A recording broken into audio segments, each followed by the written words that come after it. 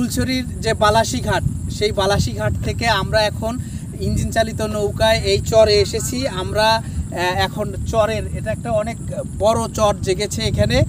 হয়তোবা এই যে বর্ষা মৌসুমে যে আবার পানি যখন আসবে তখন হয়তোবা এই চর বিলীন হয়ে যাবে এবং চরের যে বাড়িঘর সেগুলোতেও পানি ওঠে এবং চরের মানুষের যে ফসল, বিশেষ করে তারা যে গবাদি পশু, গরু এবং গরু, ছাগল, ভেড়া, তারা যে গৃহপালিত পশু পালন করে, মূলত পশু পালন করেই তারা বেশি আয় করে।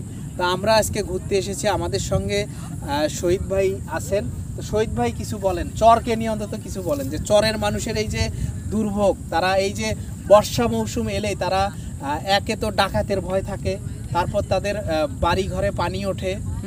তা এখন যে জায়গায় দাঁড়িয়ে রয়েছি হয়তোবা এই জায়গাতেও গলা পর্যন্ত বা অথই পানি হয়ে যায়। চরের যে বাড়িঘর, তারা আসলে কতটা কষ্টে থাকে একটু বলেন। ধন্যবাদ, সবাইকে শুভেচ্ছা।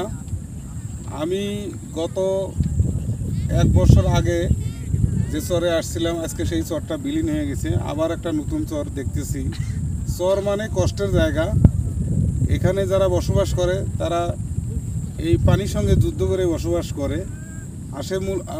আসল কথা হচ্ছে এরা নিজে কষ্ট করে, পরিশ্রম করে, পানির সঙ্গে লড়াই করে, এই ভাঙনের সঙ্গে লড়াই করে এরা টিকে থাকে।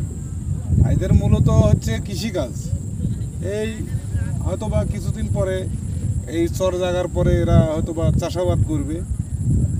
সেই চাষাবাদের উপরেই এরা নির্ভরশীল। এখানে কোনো বাড়িঘর এরা যারা করে আছে, এরা শুধুমাত্র নামে মাত্র ঘর উঠে এখানে বসবাস করে। এদের জীবন বৈচিত্র্যময়, এদের জীবন কাহিনী অনুভব করলে অনেক কষ্টদায়ক। তো যাই হোক, আমি এই এলাকার মানুষের যে কথা তুলে ধরার জন্য আমি শাহজাহান সিরাজকে অনেক অনেক ধন্যবাদ জানাচ্ছি।